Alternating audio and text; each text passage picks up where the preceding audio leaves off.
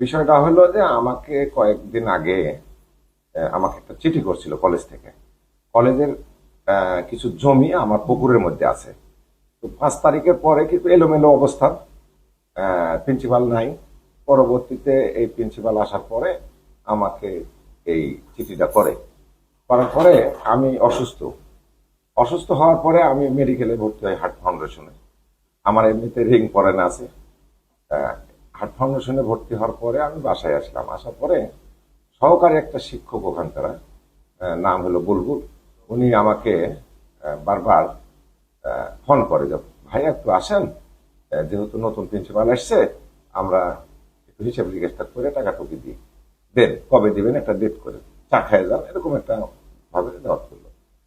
তো আমি সেই ক্ষেত্রে সেদিন গেলাম। সেদিন কি কয় তারিখ ছিল? গতকাল। গতকালকে গেলাম 11টার দিকে, যাওয়ার কথা বলছিলাম, 11টার দিকে গেলাম। যাওয়ার পরে কিছু একটা চাটা খাওয়া যায়, আমি 11:30টার দিকে অফিসের দিকে গেলাম। যাই দেখছি যে কিছু লোকজন ঝাঁকাঝাঁকি হচ্ছে অফিসে। আমি বললাম কি হচ্ছে এখানে? ভিতরে ঢুকলাম, ঢুকে দেখলাম যে ওই মহিলাটা একটা ছেলেকে মারছে ওখানটায়। কারণটা কি জানতে চাইতেই ওখানে একটা প্রবীণ লোক ছিল, নাম দারোগা, আহ, সামাদ দারোগা, রিটায়ার্ড প্রাপ্ত। উনি ওদেরকে ঠেলে নিয়ে চলে আসছে। তো আমি যে বসলাম প্রিন্সিপালের সামনে, বসার পরে প্রিন্সিপালকে বললাম, স্যার যেহেতু আমাকে ডাকছেন, তো আমার পুকুরে যে জমি আছে জমির বিষয়ে কথা বলার জন্য আসছি। তাই আজকে তো এসে এখানে দেখছি যে উত্তপ্ত পরিবেশ, তো আমি অন্যদিন আসি স্যার।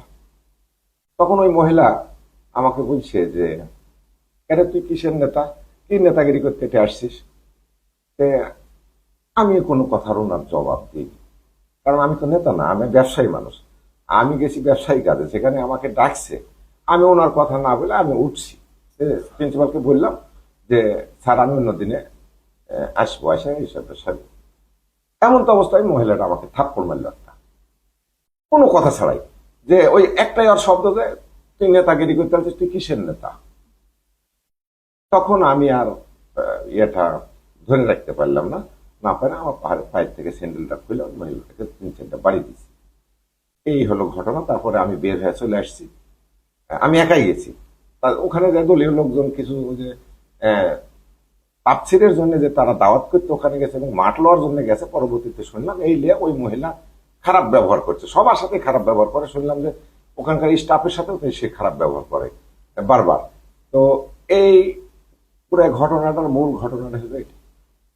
এর বাহিরে আমি কিছুই জানি না। আমার নাম হলো মোহাম্মদ শাহাদ আলী, গ্রাম রসুলপুর, থানা দুর্গাপুর, জেলা রাজশাহী। না।